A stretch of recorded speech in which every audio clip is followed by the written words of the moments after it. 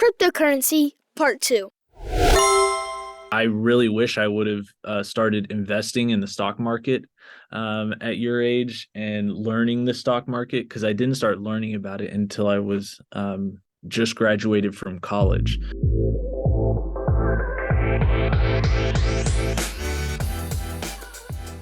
Welcome back to Episode 9, Season 2 of the Cash Kid Podcast. Whether you're listening from Amazon Music, Apple Podcasts, Spotify, the Cash Kid Podcast website, or wherever you like to listen from, we're glad you are here.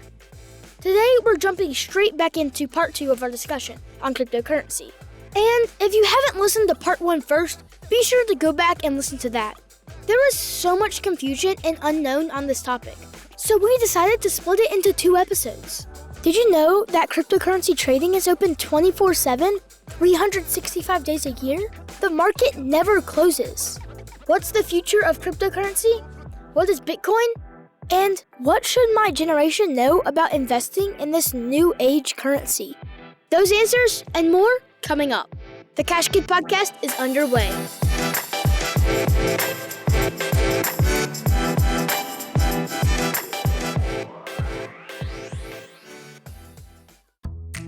So, you got some cash, maybe from an allowance, or that money your grandma gave you for your 7th birthday.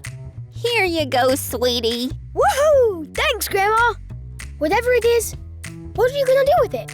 Spend it, hide it away, or maybe invest it? Let's start learning how to make that money grow.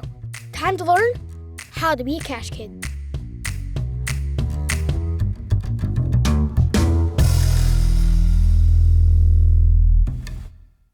Joining us again today is Mr. Grant Newell, who is an entrepreneur and a financial professional. He is the co-founder and CEO of Abundant X Incorporated, Amana X Royalties, and Abundant X Investments, LLC. As the CEO of Abundant X, Grant Newell has been at the forefront of optimizing accounting efficiencies, devising cutting-edge tax strategies, exploring innovative investing, and promoting financial education. Let's jump back into our discussion from the previous episode.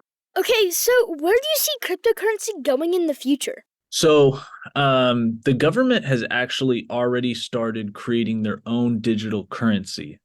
And so what I think will happen in the future with cryptocurrency, especially because each country has seen how successful Bitcoin and Ethereum have been in the market.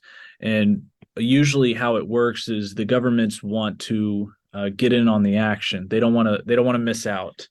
And so my thoughts on it is that the governments will come in and each country will have their own cryptocurrency, kind of like how, each country has their own physical currency currently. And I think we'll end up venturing into that. It'll be a little bit easier to transact with our own currencies. And as a result, I think it will have some downward effect on the larger currencies currently, unless the government comes in and says, hey, we're going to join with Bitcoin or join with Ethereum, which could happen as well. They can adopt those cryptocurrencies as their main currency for the country.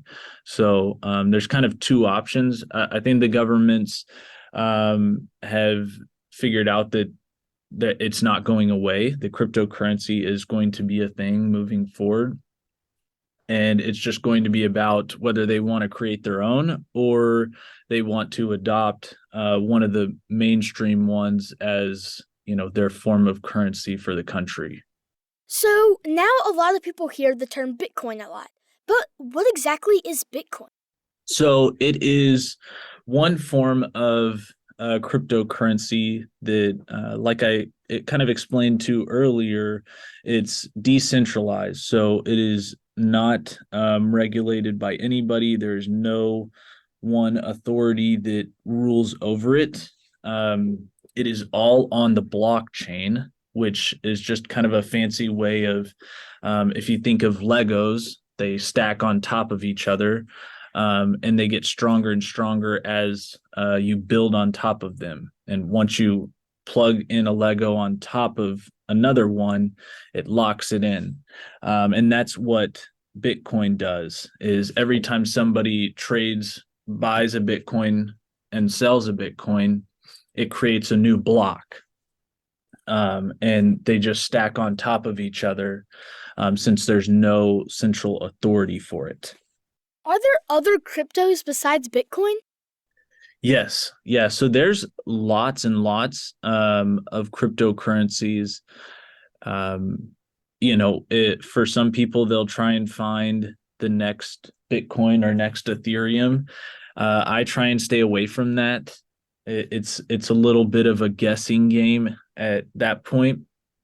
So I try and stick to investing in the main two, which is Ethereum and Bitcoin, just because trying to guess the winner is really difficult, and you'll lose more than you win in that game. So I try and trade the charts for the large ones and stay away from all the little ones that anybody can make. Yeah, so what are you investing in? Exactly like when you invest in Bitcoin or a type of currency. Like, what are you trying to look for in that company? So when it comes to currencies, I'm really, it's different from the stock market, because in the stock market, you're investing in a company and the products that they make and the way that they run their business. You're investing in those sort of things. When it comes to currencies, you're really investing in the worth of that currency against anything else. And so with Bitcoin and Ethereum, I strictly look at charts and where it's at on the 4 hour and daily charts. And then if it's at a low area, I'll buy. If it's at a high area, I'll sell. And some of it also has to do with news as well. Some people like Elon Musk, if he says he's buying Bitcoin, it's usually going to go up. If he says he's selling it, it's usually going to go down. So keeping an eye out on the news and what main people are saying, and then paying attention to the charts, because like I was saying, it's a little bit different than the stock market. So you can't really base it off of the actual coin themselves. You're basing it off of the value on the charts. Yeah, I can remember a friend or an adult telling me this. But there was a soccer player, and he was supposed to, after the game, he was supposed to represent Pepsi. And he goes, "No, drink water." And after that, everyone thought that since it was a really famous soccer player, everyone thought that the company wasn't going to do well. So they started selling, and then everything just started going down. They eventually regained, but this just kind of reminds me when we talk about how hot news affects things. And you can definitely do stuff like that. So, do you feel my generation needs to know about cryptocurrency and how it's going to affect our financial investing options? So I think the best thing that your generation can do is just keep an eye on the news, like you were saying, and continue to learn charts.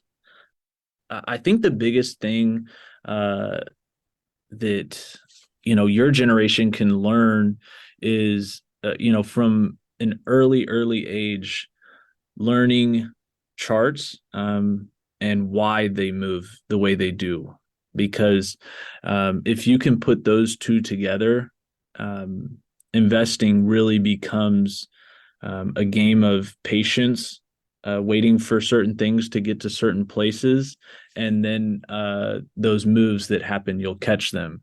And so for you guys, I really wish I would have started investing in the stock market at your age and learning the stock market, because I didn't start learning about it until I was just graduated from college. So I'm definitely excited that you are learning about this so early on, and you will have a tremendous advantage later on in life, because the great part about trading is every year, every month, every week, you become better at trading and investing. And so the extra years that you guys get to have in learning about this so early is going to be such an incredible advantage that you'll have later on in life, that you guys are really going to be thankful for. Mr. Newell, we appreciate your time and your expertise. Thank you for joining us on the Cash Kid podcast and boosting the financial knowledge of fellow Cash Kids everywhere. Thank you for having me. Wow, I learned so much from Grant. It's great to have experts like him to help us understand terms like this. Cash Kids, we have more terms, discussions, and skills to learn. Thank you for tuning in to this week's episode. If you have a question, please reach out to me at cashkidpodcast@gmail.com, and I'll answer it in the future episode. You can also reach out to us via our website at cashkidpodcast.com. Follow us on Instagram and wherever you are listening. Leave a review. We need your help reaching a larger audience and building the financial skills of the next generation. Cash Kid, out.